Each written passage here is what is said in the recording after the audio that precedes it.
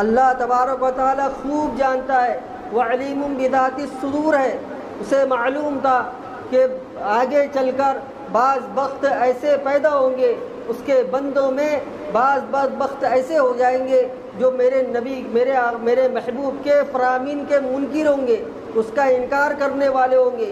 ان منکرین حدیث کے بارے میں اللہ تبارک و تعالیٰ کو پہلے سے علم تھا کہ ایسے لوگ پیدا ہوں گے، اس لیے صحابہ اکرام رضوان اللہ تعالی علیہم مجمعین کی صداقت کو، ان کی دیانت کو، ایمان و اسلام سے ان کی محبت کو اللہ تبارک و تعالی نے جا بجا قرآن کریم کے اندر بیان فرمایا ہے۔